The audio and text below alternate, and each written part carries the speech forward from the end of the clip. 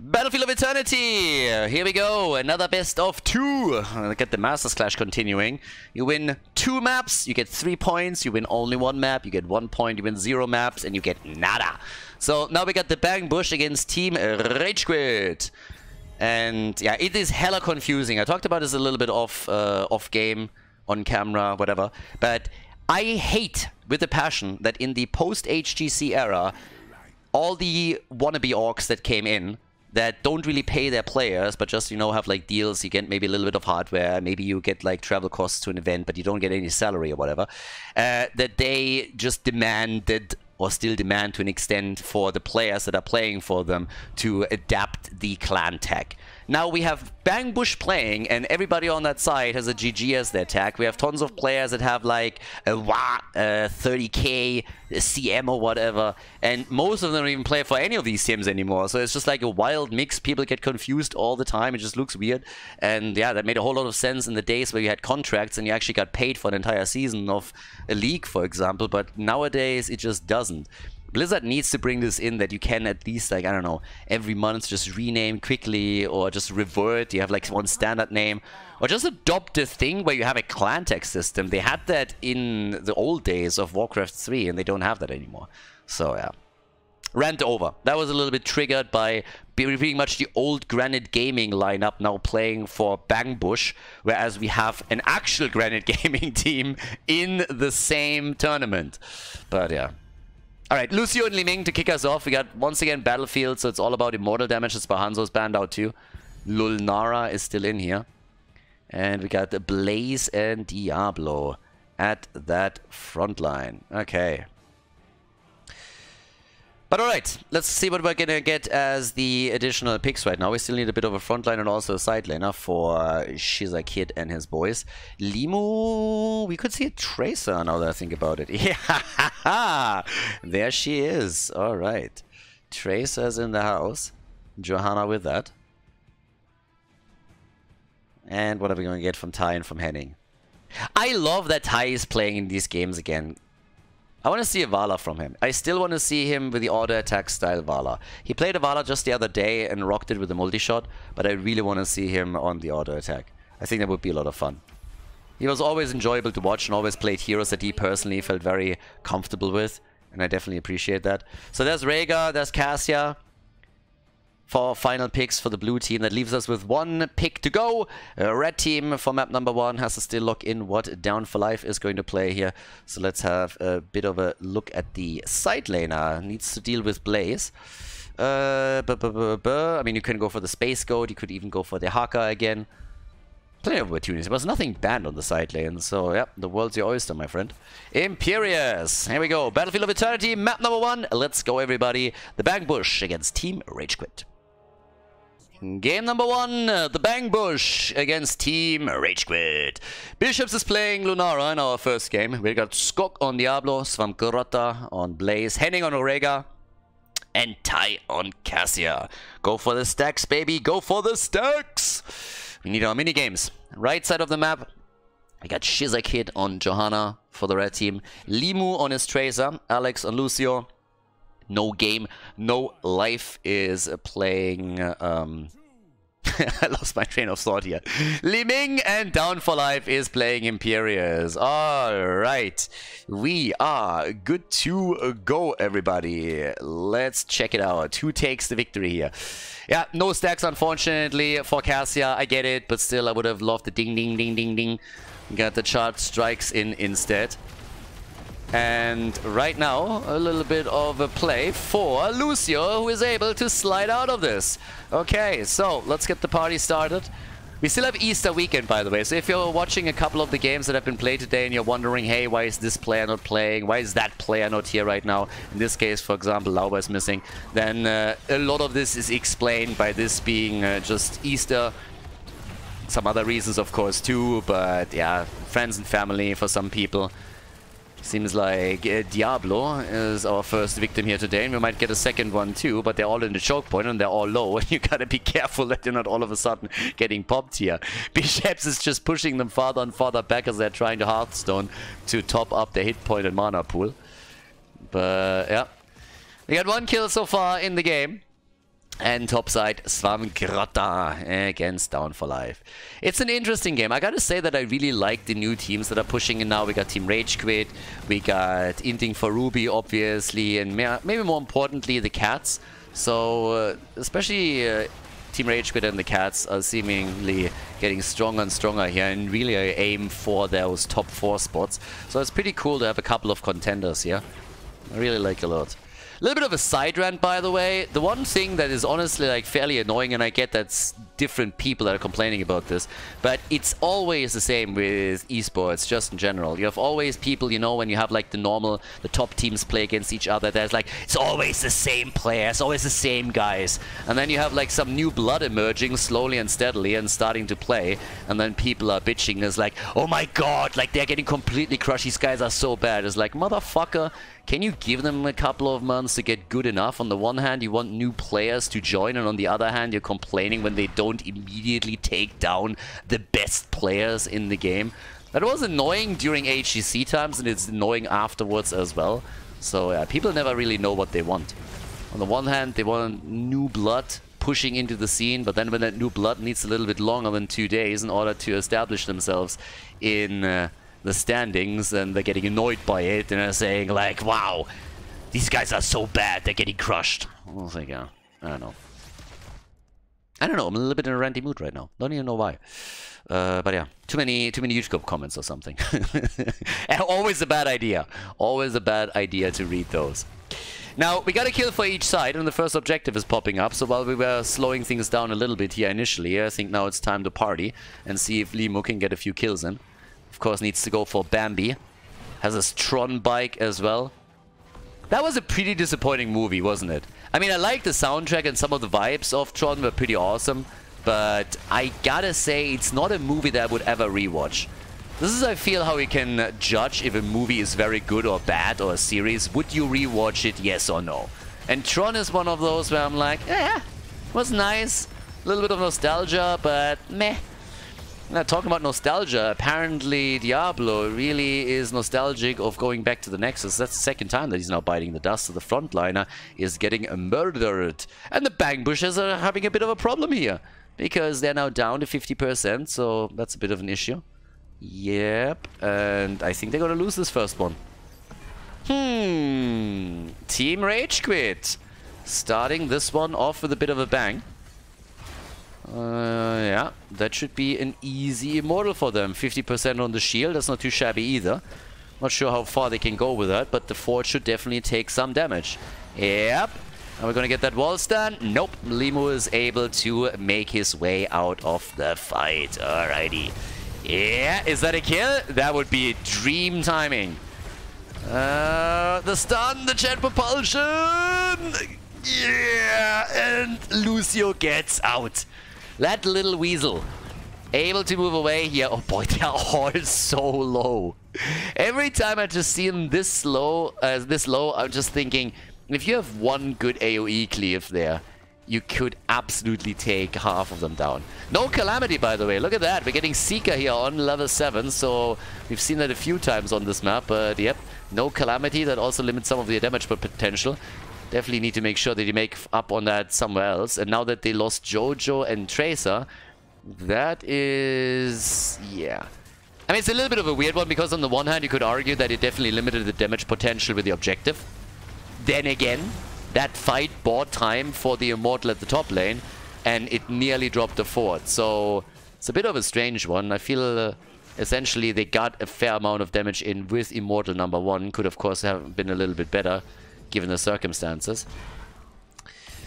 And yeah, in the meantime, we got a lead in experience, and a pretty significant one at that, for the Bang Bush. But they're losing Svamgrotta down here.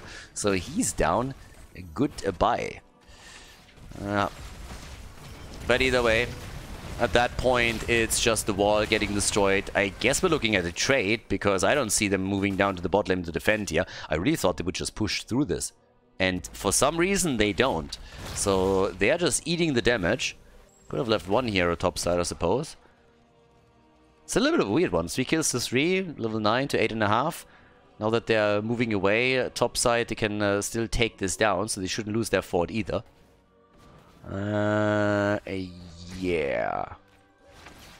I mean, we'll see. Alright, alright. One of the best things to watch these days, by the way, is still good animes. How fucking good is Demon Slayer, by the way? I mean, damn, son. There's of course a lot of other good stuff out there too, but that second season, whew. Watched the trailer for the third one, I was like, damn, that's some good shit.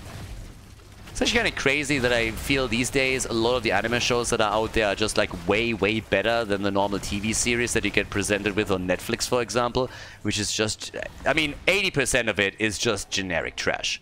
It's ridiculous. Like, even some of the high-end production. And some of this shit with the storylines is so predictable these days. Have you guys watched Loki? Started off amazing. Oh boy, was that series good in the first couple of episodes. And then they just fell off a cliff. Like, just generic, run-of-the-mill garbage in my eyes. Yeah, a couple of fun moments, don't get me wrong. Like, some of the shit in the scenes were kind of cool. And you have, like, sometimes, like, I don't know, nice visuals. But when you look at the storylines and stuff, like, they completely ruined that character the way that they presented it initially. It was such a fun one. And it's just one example of, like, a dozen or 2 dozen shows that follow the same pattern here. It's kind of disappointing, so yeah. But yeah, either way, now that we're finally having a bit of a fight again, let's focus on Heroes of the Storm, shall we? We got, in this case, also with level 10 abilities, finally some action brewing, but the Immortal is taken and the blue team was locking in this time. There's the Apocalypse gauge as they're hoping for a kill to spice up that Immortal phase even further. Forts have been destroyed on both sides by now, and the bot lane gets pressured by Camp, but they go for the kill, and they still can't get him. Like, how is Lucy escaping the entire time? Over and over and over again. Good Ancestral here. Nicely done. And they get the kill on Imperius. Nice. Alright, so that was pretty sweet. 4 kills to 3. Now we got the push towards the top lane with the Immortal, and you guessed it already, that 4 doesn't stand a chance. The only question that is at play is, can they damage the keep or not? The wall shouldn't be an obstacle. Svankrota has to sit here in the back and deal with a camp. Feels a little bit bad. He's the only one left out. Is like, I want to play too. Playtime! No, doesn't get any. They are still a level ahead. And that can lead them straight towards the camp now too. So, off we go. And, well, that is good timing. That couldn't have come a moment later. So yeah, nicely done by them. So they're able to lock this one in. We still have potential engage with especially Imperius, of course, whenever he makes a connect there. What's the damage actually looking at us, these boys? Especially Tracer. Tracer is currently sitting at 15,000. Now we got Li Ming on 22k. 21,000 for Lulnara. And Bambi with the damage over time here. But, yep. Next hit down there. It's just camp after camp at this point. So the Bangbush is definitely having a lot of map control now. They took both of the forts down. They're controlling the camps. They're ahead in experience, which leads to a level 13 talent for them. So it's not really like an insane advantage. If you look at the kill count, for example, it becomes pretty obvious that they're not having an insane lead. But still, could turn at any moment if you just take that team fight. There's the Apocalypse already. They're still trying to fight back, but the red team needs kills. They definitely need kills right now. If they don't lock those in, they're going to be in real trouble when the next objective pops down. But they're fighting without level 13 talents. So someone needs to go to the top lane and deal with the minions here. And the same is happening down at the bottom of the map. There's continuous pressure from the blue team. They're playing this out real nicely. Yeah. When you're ahead, get a little bit farther ahead. Use that advantage to make the gap even bigger. Now, we have still poke for the bot lane, and they're using that to eliminate parts of the wall and also take hit points off the gate. Up at the top, down for life with this Imperius is pushing this back now too. And here in the middle, it's a quick play for the halftime show. I mean, nobody is going to contest that seriously. They still don't have level 13 talents, but they should be able to get it for the halftime at least. I mean, they have plenty of waves that they can lock in now. The one down here at the bottom is probably the first thing that they should focus on, especially considering that there's a catapult with it as well and the camp, but it seems like they're locked into that battle. They're not even spreading someone towards the top to take the experience for 13, so this is a really shitty fight for Team RageQuit. They don't like that one at all. And that bot lane pressure is dropping their wall easily. That's a real issue. They're gonna get their level 13 in just a moment. But the halftime was lost, and this is becoming more and more problematic. So the next catapult is obviously now joining soon too. The gate is done, and then the final tower is falling, and the minion wave is also getting eliminated. So they need to send someone back here. No Calamity, but Illusionist. So, yeah, not sure if I necessarily agree with that. Calamity is just a little bit too good for this, and also for the reset potential. Imperius is dead. And, well, they might get another one, but Lucio is helping them out once more. Shizakid is using his ult to jump out of the fight. I love how nobody cares about the Immortal anymore. They go for a kill on Limu, and finally they get Lucio. Hell, it was about time. It took them ages to drop Lucio. I'm actually surprised that they don't go for the keep here. They have a wave coming in. I mean, granted, they can of course now take the Immortal, but you could have probably gotten the keep, at least take it down a bit, and then still take the Immortal here. Maybe they don't want to risk it to give Li Ming an opportunity, but yeah, they take the camp. Bang Bush still in full control, closing in on level 16, which of course makes things a lot worse for Team RageQuit. They're in a really tricky spot now, because this mortal push is going to aim straight for the keep. The wall is already gone. I love, by the way, how nothing is left. Not even the side walls, just the tower. A lone tower in the middle. Like a big middle finger to every single minion wave that is coming down this way. But with level 16 talents now coming in, you might even see the core fall. It all depends on whether or not they can get a kill or two here. And of course, they by now have the Earth Grasp Totem, which is awesome if you're trying to go for a quick lock against somebody. Yeah. And they have another camp at the bot lane, so that keep is also in trouble.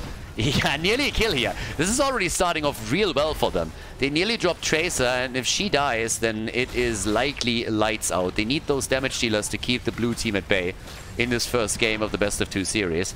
So here comes Down for Life from the side. They're trying to go for Bambi. Apocalypse and the kill.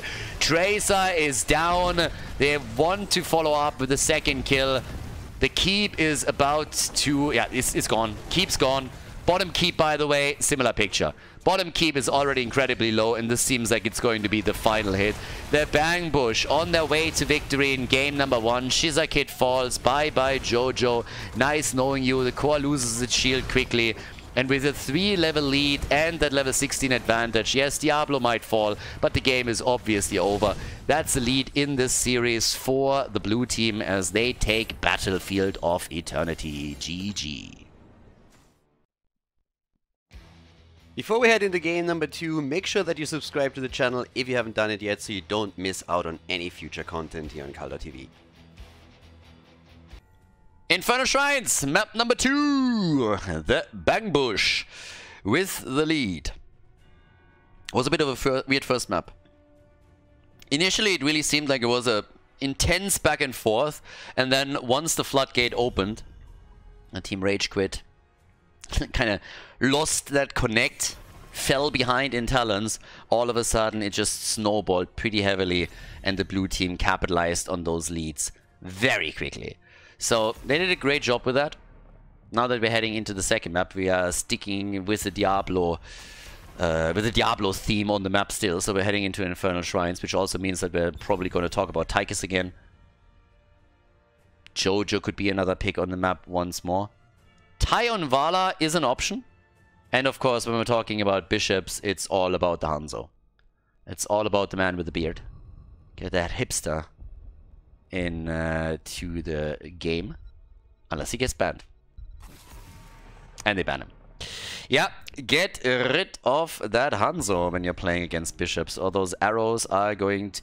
honestly, sometimes it feels like when bishops plays Hanzo, his cooldown on the ult is reduced or something. That's what it sometimes feels like.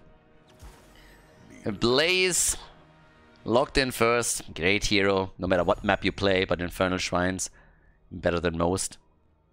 They could also try to go for a Tyrael play. I mean, we've seen it from them here multiple times. So Tyrael plus Blaze would also be very, very nice.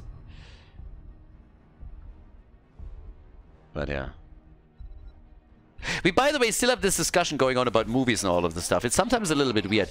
Some things, for example, work as movies where they don't work as books. Bourne thingy, the Bourne movies. If you watch them, they're kind of fun, right? Like, they're kind of fun, kind of cool. I actually tried to read some of the books. boy, they're bad. Because every single time when the character is in some trouble and it's like, the door, if it's locked, he dies. It was open. And I was just like, oh my god, this is cringe. If it's in a movie, you just accept it and it's fine. And they're also like playing around. You just accept that there's coincidences because you have the action scenes going on.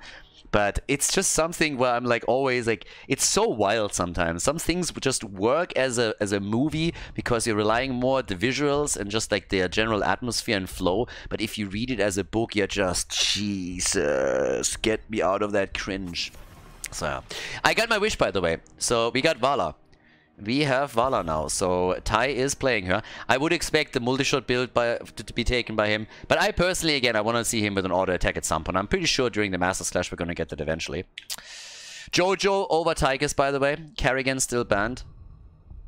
Junkrat, not someone that you get to see a lot in Infernal Shrines because his poke is just so good. And the final ban against is the red team. Alright, they banned Stukov, so no Entomb plus Lurking Arm. That can be pretty annoying.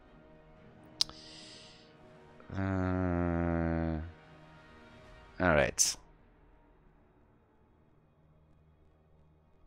I mean, I want to see what Limo is picking in particular now. We haven't seen him IF, by the way, in most of the games today. I think we've seen one on two in one of the other series. But there's our Tyrael pick, and we get Malfurion too. So I'm a bit curious to see if Limu maybe is thinking about logging my F in. I guess it depends at the end of the day also a bit on how they're playing with the supports now. Because technically they still have a chance to go for double support. And then play Vala, hyper carry with an auto attack. Or they just add some additional wave clear in. I wouldn't expect a double support here. Not with Bishops playing in this one as well. I don't really feel like they have the team for that. Rega! And Falstad. We get the birdie.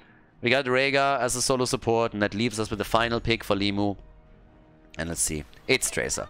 Plays Tracer again. He has the Tyrael and Malfurion combo. So this is the second game in a row where he gets his Tracer. This time with the full-on support. So here's the chance for them to bring it back, put a point onto the scoreboard, and lock a point in for the leaderboard as well. Bangbush, obviously, they have different ideas. They want all 3 points here. So let's see if they can win it with a 2-0. Bangbush with a 1-0. The opportunity to take the 2-0 with Svampgrotta on Blaze. Henning on Rega. Tai, as expected, is going for the multi-shot build. We have Bishops on Falstad. And we got Skok on Johanna. On the right side of the map, it's the red team. Of course, they want to tie it at least. Again, it's a best of 2, so if you win a map, you get a point. We got Shizakid on Tyrael. Limo on his Tracer again. Alex on Malfurion. Down for life on Leoric, and No Game, No Life is playing Junkrat. Alright, so far so good. Let's get this one in. Also, let's have a little bit of a look at how quickly Tai can sack. Oh, spray game, amateur level. Standard spray, really? I mean, I'm sorry, but that is a big from me. No. A little bit disappointed, I expected more. But yeah, a bit of a brawl here in the middle, so this time they're getting a bit more aggressive. We also, by the way, have the Tracer rounds now on level 1. Alright, so an adaptation by Limu for the map. And down to the bottom of the map, they're already trying to lock in the kill on Tyrael, and hello? That's a quick one. Tyrael is down, gets at least some value, but the Iron Skin was ready for Johanna, so that was pretty limited. But a good start, and they want the birdie too. Bishops... yeah, he's dead as well. So that's a kill for a kill that we now have. And... okay, down to the bottom of the map. We got a Svampgrotta soloing it up against 2 of them. The camps are, of course, now up on the map. Yeah, he's really hoping for Tai to come in and help him get that kill, isn't he? The problem is that he's about to fall. Yep. Goodbye, my friend. I mean, I don't really know what they were thinking there, but they have miscalculated that heavily. So Blaze more or less traps himself into a fight that he doesn't win. Who was baiting whom over here? Yeah, Limu wants Tai. He doesn't get it. The wolf comes in for the bite, and Limu goes down. And we get some nice action over here. The camp is still about to be taken by Team RageQuit, and nobody can claim it, alright. Got a few stacks also together for Tai. Could lock another one in. Yeah. And he gets it. But yeah, so they are a bit more aggressive now in the early game than they were in Battlefield of Eternity. Both of the teams with 2 kills already, and the continuous pressure at the bottom of the map. We have, of course, our rotations on the side lanes, stack after stack being acquired here by Ty, as he's working on the level 1 talent and trying to stack it past that. Still need to deal with that camp. Yeah, but they are... Oh, they actually stole away the camp over on the right side. So they get 2 out of the 3. Alright. So now with that, we... Ooh, Alex, hello. Okay, Shizakid gets also attacked here and is still able to make it out of the fight. So yeah, good for him. But either way, the objective is now popping up. This is going to be a bit easier to get level 7 for the team since they already had some early game kills. And of course, the camps were heavily focused now too. But either way, as we have towards the top left now, the camp claimed, same is happening on the right side of the map, so both of them are going for the Shaman camp. It's a top lane shrine, so those camps shouldn't really be able to do too much here, but they still push the lane out a little bit. Falstad has the global advantage, so that's one of the things that they're utilizing now to get the early level 7, so he can then easily fly in once they're getting close. Unless, of course, he dies, which is exactly why we're having Tracer moving in down here. And Bishops, yeah, paid attention. Made also sure that he has his barrel roll cooldown up. If you don't know where Tracer is, that's a good thing to hold back. And Tracer is already trying to go for the doggy. Okay, so with that, we now have an immediate move also for the Shrine. 13 stacks to 8, but the red team is committing fully. And Falstad is already getting the XP for them. And he's actually moving down to the bot lane too. So they want to take the advantage and experience here and might even be willing to give up the first objective. They got the birdie doing his thing down here. Vala has now moved into the Frost Shot. We've seen that build and variation from Ty already before and is using it in this game as well. Both teams with level 7 and indeed they give it up. So they're trying to get some value elsewhere. Ty still getting attacked, moves out. No problem for him unless the jet propulsion connects, and it does. I mean, that was a bit telegraphed. Jumping straight in front of Swamgrota the way that he did. Yeah, obviously Blaze is just going to turn around and say thank you very much for the free kill and locks that in. So they defend after they bait the Punisher over at the top. It's a frozen Punisher, so that's much easier to push with since it disables all of the structures. But they're still burning it down very, very quickly here. And Falstad is giving more side lane value to the Bang Bush as we speak. So they're pulling ahead in experience. It's not a massive gap or anything, but they're still there. 16 stacks for Ty now. Still working it here with a W. And is getting 2 more shots connected. Limo wants the kill here, but honestly, Ty has done a lot of damage last time that he played this particular build on Vala, and he really likes it and is getting solid work done. Locked and loaded on level 7. For Tracer, we have her with 9,000 damage. Vala has already pushed a bit ahead with the 14k that she's running here. And locking more and more stacks in, as you can see. But down to the bottom of the map, there's obviously Bishops still doing his thing. The bird on the side lane, time and time again. Falstad is such a great hero, honestly. So much utility for him. And if you are good on the mechanical side and you can get solid hero damage in too, then he is just invaluable. But yeah, you need to make sure to protect him, to keep him safe here. But a good bird can definitely change the outcome of a game very, very quickly. And Limo is trying to deal with him by jumping on him and taking him down here. And it's going to be a primary target for Tracer throughout the game. But now that we have level 10 abilities, it gives us strafe, so this time they don't go for the extra stun with the Rain of Vengeance on Vala. Blessed Shield. So we got some stuns already available, and with a follow-up on Blaze, you can go for a solid CC chain. Ty, on the other hand, gets completely popped here. Rhaegar didn't get close enough for the Ancestral, and that was a nice entomb, followed up by Junkrat, and then Tracer with the damage. So Ty gets murdered just 1 stack before he hits his 20 on his level 1. A little more damage against Swamgrota, and he is rather low, but he gets out. So Tracer went straight into the sticky bomb over here for the extra slow that always allows them to follow up with extra damage whenever they get close enough. Falstad is, of course, just doing his thing on the top, as he did the entire time. But has to be careful that Down for Life is not going to get aggressive on him. It's a nice back and forth between a lot of the individual players here. And yep, there's the bird flying out, and that could have been a problem. Sanctification is out, yeah, but he's dead. Alright, jumped out, but of course they already knew that was coming. Tracer waiting for falls that didn't lead to a kill, but instead Tracer is now in trouble. And if they can get a slow on her, that might be a drop. Ah, good play. Well done by Junkrat. I think she would have gotten away one way or another. But still, him coming in and just pushing her back when she was using Strafe to get the final damage in, that was already pretty sweet. Okay, so Down for Life gets now attack 2. That's another stack for Vala, as she's now sitting on 22 stacks on the level 1. Damage output for Tai so far is pretty decent, and this is only after the first Shrine battle, where they didn't even take an active part in, to be honest with you. But now that we're looking at objective number 2, I think this could change quickly.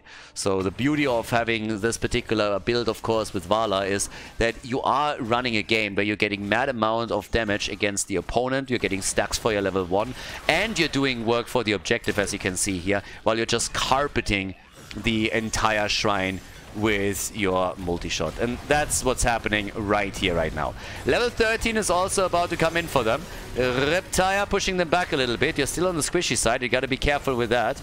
But yep, that's 12 to 14 stacks now on the objective, and the red team has taken more or less control over the shrine for now. Question is just for how long. Yeah, another hit. Tai dodging out on this, at least Strafe, and a kill on Malfurion. Dodged out on the Entomb, still going strong here. Tyrael could go for the Sanctification too and drops it finally. The cooldown use as they're attempting to go for Jojo and get the kill here. But it's a 5 versus 4 situation. A lot of the blue team's heroes are rather low, especially Skok. He might have to fall back for a moment, but they're taking the control over the shrine back. 5 kills to 3. The level 13 talent helps them, of course, additionally. And they got all the AoE they need to get the objective. And in addition to that, they already have the top lane pushing, so one fort gets destroyed by the camp and the minion wave, as the Arcane Punisher is starting to move through the bottom of the map. Okay, so 26 stacks for Vala. Went, by the way, into Tempered by Discipline. That's a bit wild, honestly. Tempered by Discipline? With that build? Not what I expected, I'm gonna be honest. But okay, but really an auto attack style here. So, yeah, either way. They have 2 forts now eliminated, and while the blue team is pushing, I was about to say for the fort, but then they catch a free Tyrael. So now they have even a better chance. They can go for the bot lane and open that wall up a little bit. Leo seems to be having a bit of a death wish too. Tries to go for Rhaegar. That's not happening. Yep, and they might still get the kill. The fort is 100% going to fall, if they want it. But it seems like they're a little bit kill hungry here. Yep, Leo is dead. Reptile and Vala. Look at Tai. Tai is coming in and it's just like, ooh, Malfurion. The heal with the Ancestral, but this fight isn't over yet, so they're now going for Limo too. That was nicely done though. Saving Malfurion was worth, but it's now a 2-level advantage that we're looking at for the Bang Bush. All of the forts are gone. Tai is getting more hits in with this multi-shot. And while all of that happens, we have Falstad still pressuring the side lane out. Just to give you a bit of an idea, if you look at the experience lead, look at the amount of minion experience that we currently have for the Bang Bush compared to Team RageQuit. It's a huge gap, and Falstad, he is a big part of this. He's been on the side lanes over and over and over again, making sure that they're not missing out on any of these waves. That's what leads to now a big lead on the talent. And of course, hero experience contributes to that quite a lot. The mercenaries that they were taking. And things are not going to get any better anytime soon until level 7 is reached. Falstad with an aggressive performance as he's trying to lock Malfurion down with a Mighty Gust. They still get the kill after initially his play didn't quite work out. Tracer is dead too. Oh boy, this is getting real rough. No game, no life gets murdered, and that is 3 heroes down. That's a 4th. They might... No, they're not even going to get Johanna here. I was just about to say, maybe Jojo is going to die, but that's not the case. So now Leo is the only survivor. He's all the way up at the top lane, trying to take the fort down, but that keep is fully exposed at the bottom of the map. And by the looks of it, they might even go for the core here. They're really, really trying. I mean, damn, son. So, yep. There's the play straight up for the core as they are locking in a 2-0 victory, or at least trying to. And I don't think they can be stopped anymore. There's just no way. Solid performance, 12-minute game. Team Bang Bush with 3 points for the leaderboard as they take down Team RageQuit with a 2-0 victory.